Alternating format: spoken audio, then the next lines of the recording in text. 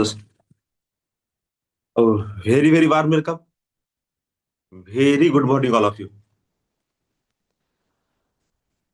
सगळ्यांचं स्वागत आहे मॉर्निंग मेडिटेशन सेशन्स मध्ये.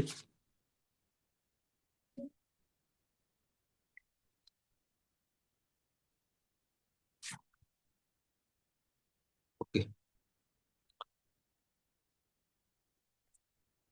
आजचा आपला टॉपिक आहे फॉर्ग्युनेस.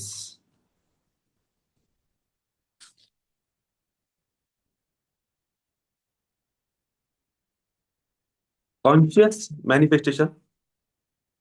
आपण या विषयावर एक प्रकारे कोर्स डिझाईन करण्याचा प्रयत्न करत आहोत की जितक्या काही गोष्टी आपल्या जवळ आहेत, आपल्या सिस्टम मध्ये अवेलेबल आहे, जे आपल्याला टीच करत आहे आपली पर्सनॅलिटी डेव्हलप करण्यासाठी किंवा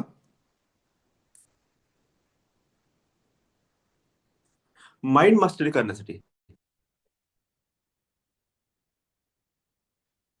आणि जसं आपण ह्या सिस्टमला सगळं रिकॉग्नाइज करतो, त्याला समजून घेण्याचा प्रयत्न करतो, तर आपल्या जीवनाच्या वेल बिईंग साठी इतके सारे सूत्र, इतके सारे पॉइंट्स आपल्याला भेटतात की त्याच्यामुळे होल लाईफ आपली चेंज होणं सुरू होऊन जाते. आणि हाच सगळ्यात महत्वाचा विषय आहे, महत्वाचा पॉइंट आहे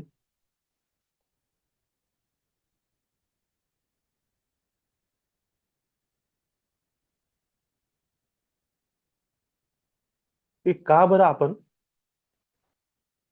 लर्निंग केली पाहिजे, का बरं आपण हे सगळे पॉइंट्स, हे सगळे विषय समजून घेतले पाहिजे. कारण की त्याचा आशयच इतका आहे, इन्क्रीज युअर विजडम. जोपर्यंत विजडम चेंज होणार नाही तोपर्यंत आपलं ऍटिट्यूड सुद्धा बदलणार नाही. खूप कठीण आहे ऍटिट्यूड बदलणे पण. आणि म्हणून आपण कॉन्शियस मॅनिफेस्टेशन हा विषय घेतलेला आहे. प्रत्येकाला मॅनिफेस्टेशन आवडते, खूप आवडते. प्रत्येकाचे स्वप्न आहे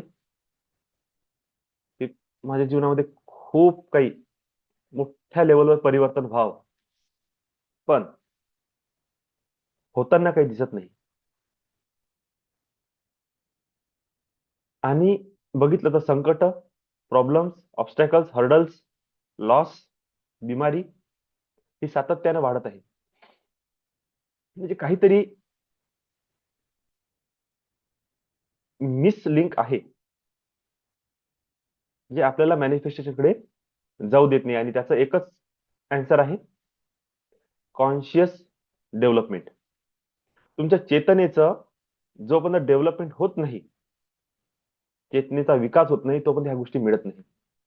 ज्यांना मिळत आहे ते ऑलरेडी अचिवेबल पर्सन आहेत. आपल्याला नाही मिळालं म्हणजे आपल्याला त्या विषयावर वर्क करणे आवश्यक आहे. तर कॉन्शियस मॅनिफेस्टेशन मध्ये आजचा आपला topic, third part, work on yourself मध्ये फॉर्ग्युनेस हा आहे. Forgiveness is the key to freedom. स्वतःला मुक्त करण्याची ही चाबी आहे. का? कारण की या फॉर्ग्युनेस हे एक अशा प्रकारचं अदृश्य बंधन आहे जे आपल्याला दिसत तर नाही, पण स्वतःला कधीच फ्युचर मध्ये जाण्याची किंवा पर्सनल ग्रोथ करण्याची परमिशन सुद्धा देत नाही. क्लिअर कट आहे. तुमचे पास्ट बॉन्डेज हे तुम्हाला फ्युचर मध्ये जाऊ देत नाही. आणि नेमकं फ्युचर आहे तरी काय? वर्तमान क्षणाला, वर्तमान जीवनाला आपण काय करतो? एक्सेप्ट करतो. वर्तमान क्षणाला आपण जगणे सुरू करतो. का? कारण की तोच फ्युचर होता. जे उद्याचा दिवस आहे तो जेव्हा येणार तो आज होईल. आणि मुद्दा हा आहे, उद्या तुम्हाला कसं जगायचं आहे ते जगत असताना तो तुमचा वर्तमान काल आहे. लक्षात घ्या. उद्या तुम्हाला जसं जीवन जगायचं आहे तसं जीवन जर तुम्ही जगणे सुरू केलं तर तो तुमचा आजचा वर्तमान आहे. हे लक्षात ठेवा नेहमी.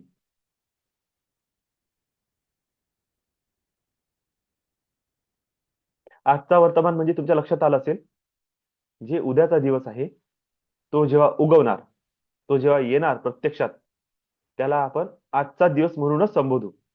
म्हणजे आजचा दिवस हा काल आपल्यासाठी उद्या होता.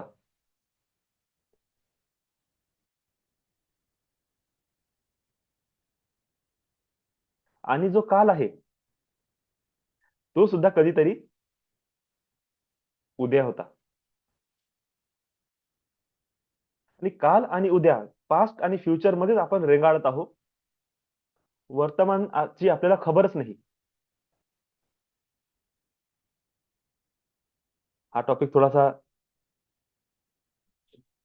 अनादर टॉपिक कडे चालला. लिव्ह इन प्रेझेंट मोमेंट मध्ये जात आहे. ओके, तरी असू द्या. आणखी 2 दिवसानंतर हेच पुन्हा बोलायचं आहे. तर जेव्हा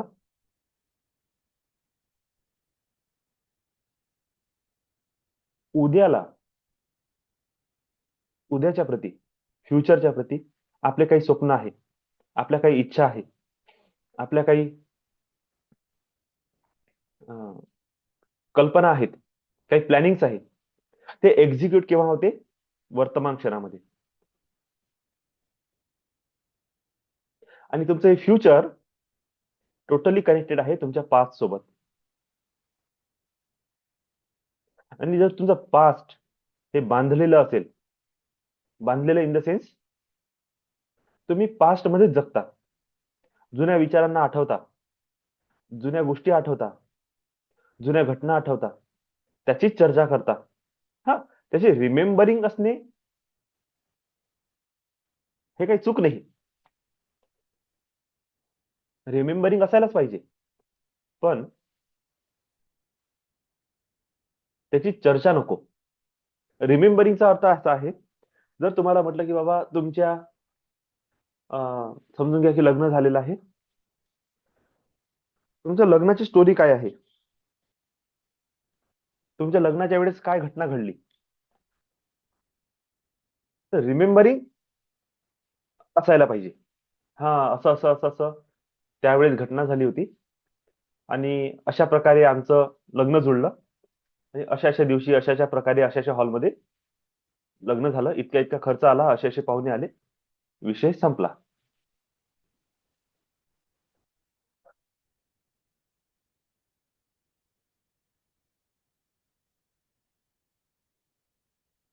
मुद्दा काय आहे? त्या लग्नामध्ये भांडण झालं, त्या लग्नामध्ये तुम्हाला पाहिजे तसा आनंद नाही मिळाला, त्या लग्नामध्ये अहेर झाला नाही म्हणून नाराज झाले, हॉलमध्ये सर्व्हिस चांगली भेटली नाही म्हणून नाराज झाले.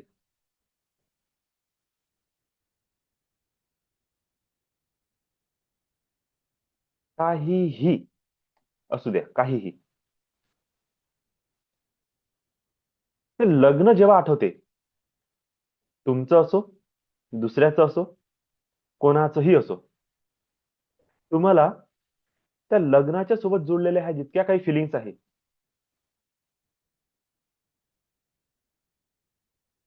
ह्या सगळ्या आठवणं सुरू होऊन जाते. अंगठी. हेही बरोबर आहे. कधी कधी नाराजी इथून पण सुरू होऊन जाते. तर अशा वेळेस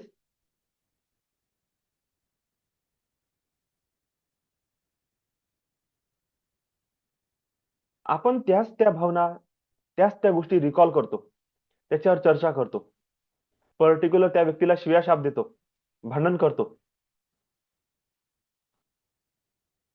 आणि मनामध्ये कर्स निर्माण करतो. हा कर्स जसा जसा वाढत जाते, तशी तुमची तुमची त्या संबंधित नकारात्मकता सुद्धा वाढत जाते. एखादी घटना खूप वर्ष अगोदर तुमच्या जीवनात झाली, एखादा ऍक्सिडेंट तुमच्या जीवनात झाला, तुम्ही अजूनही त्याच्याशी कनेक्टेड आहे. आपले जे सुरुवातीचे फॉरगिव्हनेसचे क्लासेस झालेले आहे, त्यामध्ये मी हा विषय जवळपास 3 वेळा चांगल्या डिटेलमध्ये, इन डिटेलमध्ये घेतलेला आहे. तर तुम्ही त्याला रेफर करू शकता. आणि आपण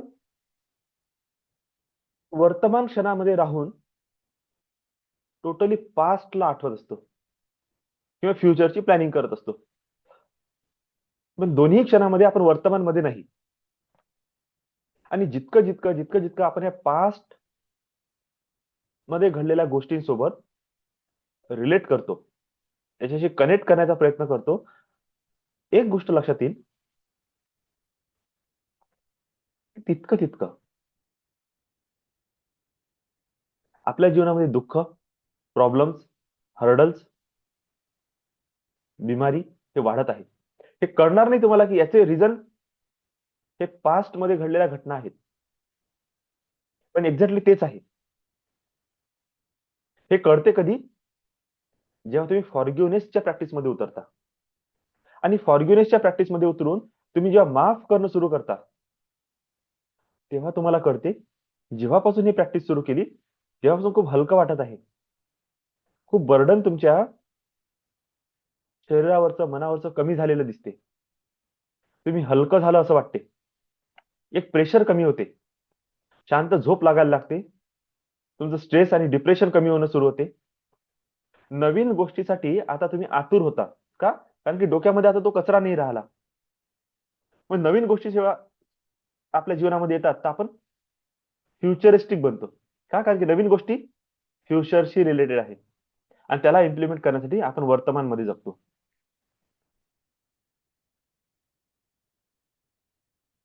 अशा प्रकारे फॉरगिव्हनेस हे आपल्याला मदत करते लाईफच्या प्रोग्रेससाठी.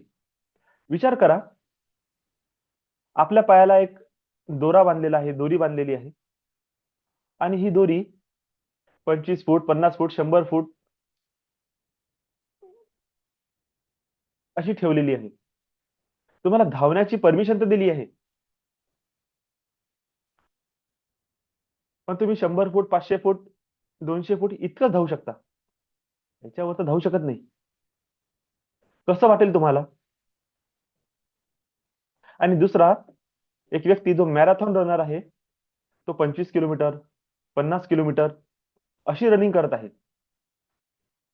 आणि तुम्ही 100, 200, 500 फूट किंवा 500 मीटर सेंटर, ग्राउंडच्या सेंटरमध्ये तुमच्या पायाला दोरी बांधून दिली आणि तुम्हाला राऊंड मध्ये धावायला लावत आहे. अशीच आपली गती झालेली आहे. का? कारण की हे पास्ट मध्ये आलेले अनुभव तुम्हाला अशाच प्रकारे दोरींच्या द्वारे बांधून ठेवलेला आहे आणि हे अनुभव तुम्हाला फ्युचर मध्ये प्रवेश करू देत नाही. ज्यांनाही आपल्या लाईफमध्ये प्रोग्रेस पाहिजे आहे, डेव्हलपमेंट पाहिजे आहे, चेंज पाहिजे आहे, forgiveness is the must. Forgiveness is a key of freedom.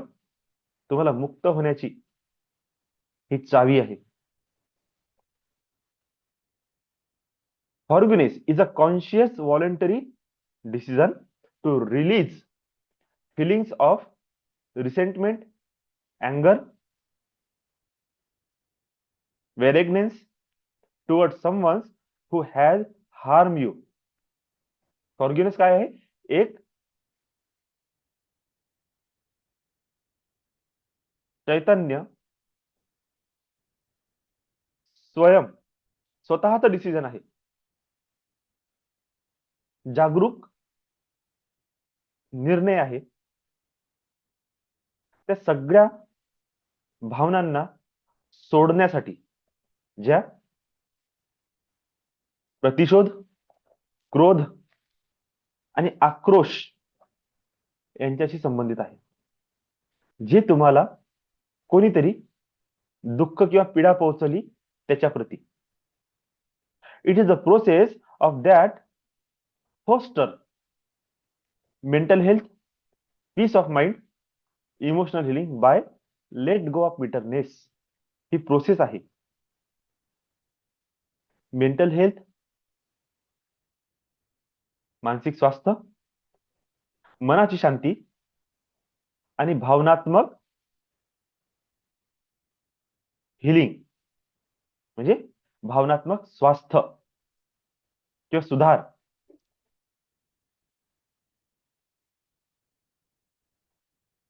Let go करून जे कडवाहट म्हणतो, कडूपणा जो आहे त्याला सोडून ही त्या प्रोसेसला गती देते, ज्याच्यामध्ये तुम्ही मानसिक शांती,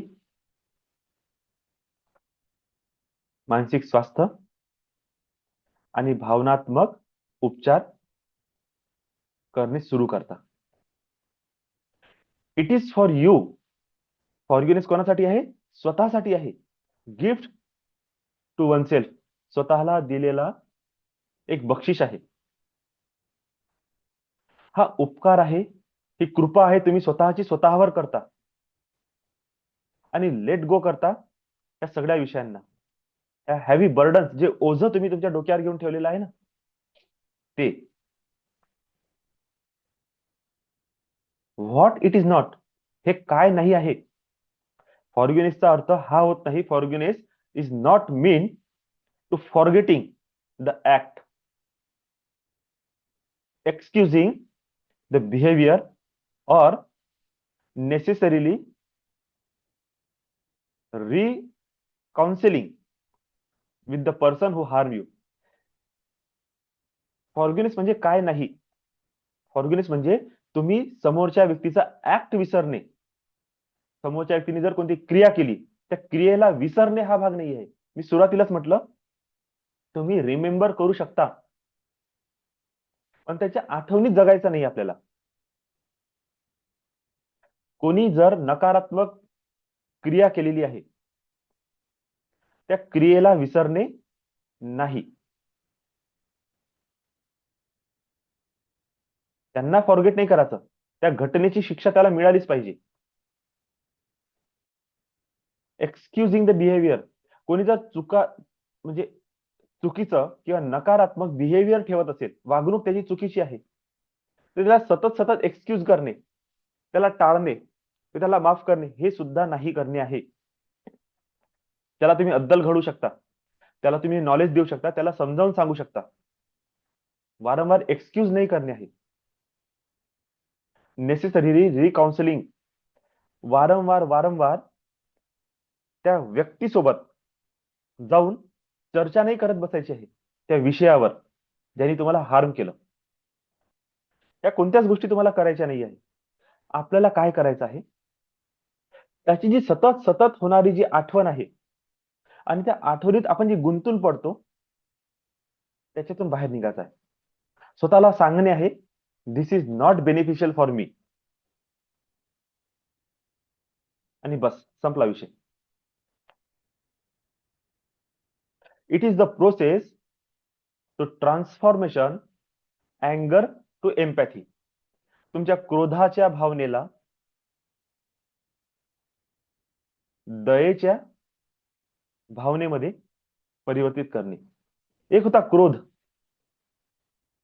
आणि येथे दया किंवा क्षमाशीलता किंवा एम्पॅथीचा अर्थ असते दुसऱ्याच्या प्रती तुम्ही करुणात्मक झाले.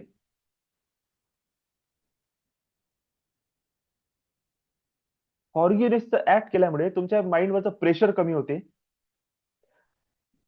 स्ट्रेस कमी होते, डिप्रेशन कमी होणं सुरू होऊन जाते, आणि फिजिकल आणि मेंटल वेल बिईंग अचीव्ह करण्यामध्ये तुम्हाला काय होते, मदत मिळते.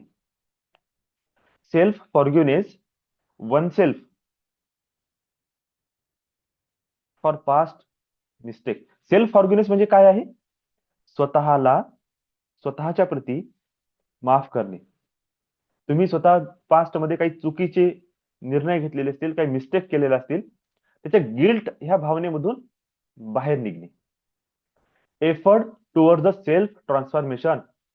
स्वतःच्या जीवनामध्ये परिवर्तन आणण्यासाठी हा प्रयत्न आहे. कारण की जोपर्यंत तुम्ही ती गोष्ट सोडणार नाही, तोपर्यंत नवीन गोष्ट तुम्ही प्राप्त करू शकत नाही. सेल्फ फॉरगिव्हनेस, फॉरगिव्हनेस अदर्स विथ कंडिशन और अनकंडिशन, हे त्याचे भाग आहे. तुम्ही समोरच्याला विथ कंडिशन पण माफ करू शकता, की याच्यानंतर असं करायचं नाही तर मी तुला माफ करतो. काहीतरी एखादं तुम्ही त्याच्यामध्ये लिगल ऍक्ट पण वापरू शकता आणि त्याच्याद्वारे तुम्ही समोरच्याला सांगू शकता तुला माफ करतो, तर या कंडिशनच्या द्वारे.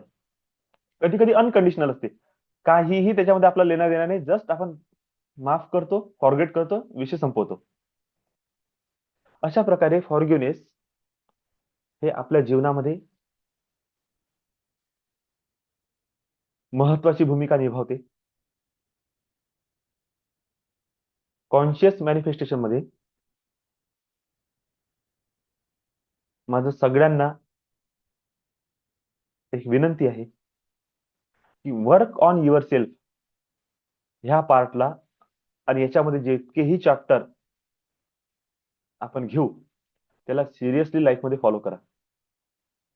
का? कारण की हे सगळे विषय इसेन्शियल आहेत, कोअर पार्ट आहे आपल्या जीवनाचा.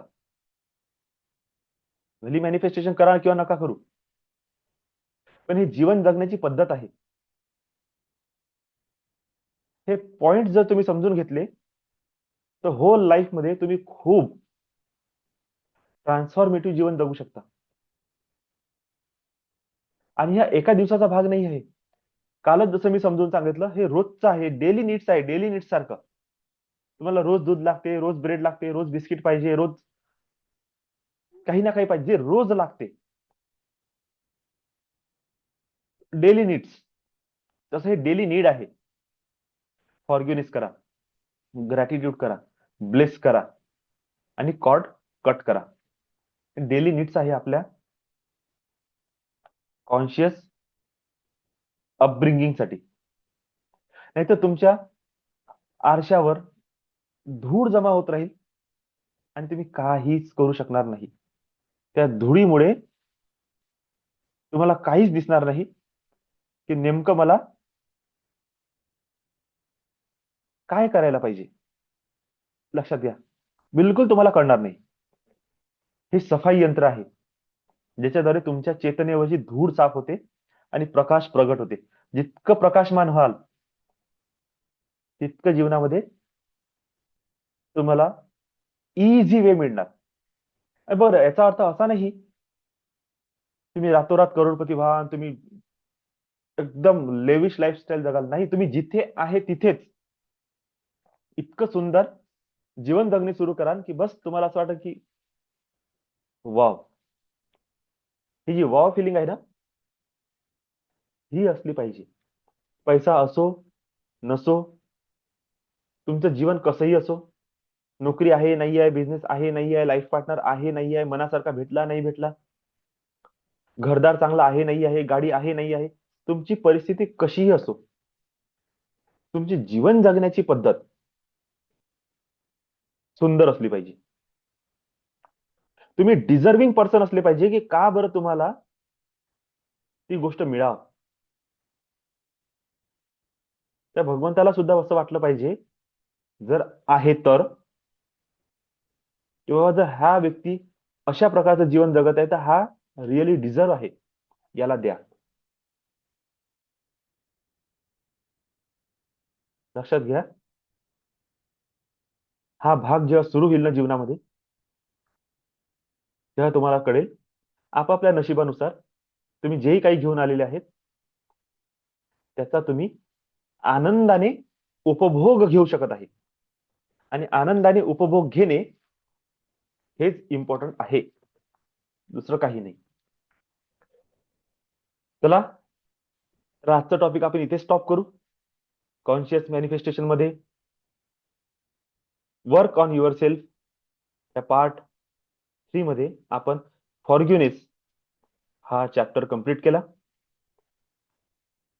सगळ्यांचे खूप खूप धन्यवाद. तुम्ही सगळेजण मला सपोर्ट करत आहे, या क्लासला मदत करत आहे, माझी बडबड ऐकत आहे. Lots of love and gratitude, lots of blessings all of you. चला, आपण आपल्या मेडिटेशनला सुरुवात करू. सगळ्यांनी ताठ सरळ बसा, रिलॅक्स, लांब खोल श्वास घ्या. स्वतःला एका डिव्हाइन एनर्जी बॉल मध्ये तुम्ही बसलेला आहात असं फील करा.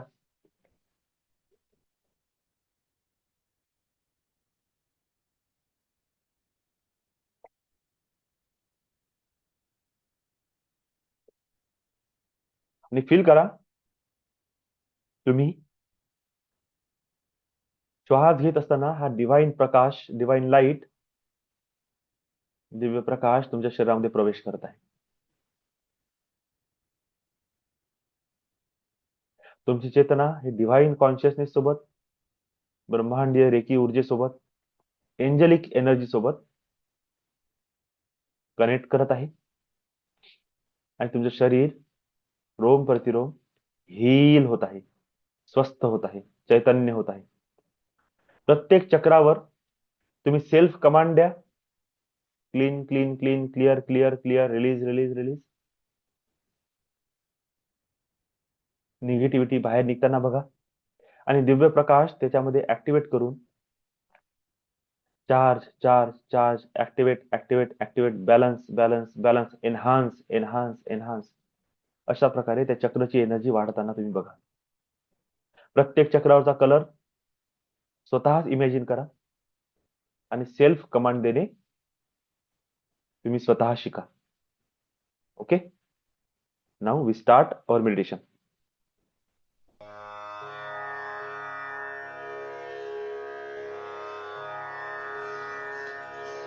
हे ब्रह्मांड की दिव्य ऊर्जा, हे प्राकृतिक शक्ति, मैं आपका आवाहन करता हूँ. समस्त विश्व के कण कण में विराजमान भगवत शक्ति का मैं आवाहन करता हूँ. इस अस्तित्व में स्थित समस्त गुरुओं का मैं आवाहन करता हूँ. मैं सिद्ध शक्तियों का, दिव्य शक्तियों का आवाहन करता हूँ. हे ब्रह्मांड की दिव्य ऊर्जा, हे प्राकृतिक शक्ति, मेरे शरीर में प्रवाहित हो.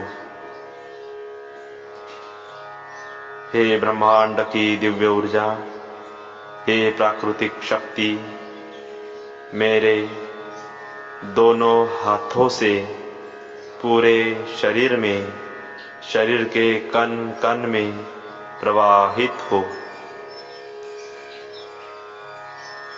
हे ब्रह्मांड की दिव्य ऊर्जा, हे प्राकृतिक शक्ति, मेरे सहस्त्रार चक्र से पूरे शरीर में, शरीर के सातों चक्रों में प्रवाहित हो.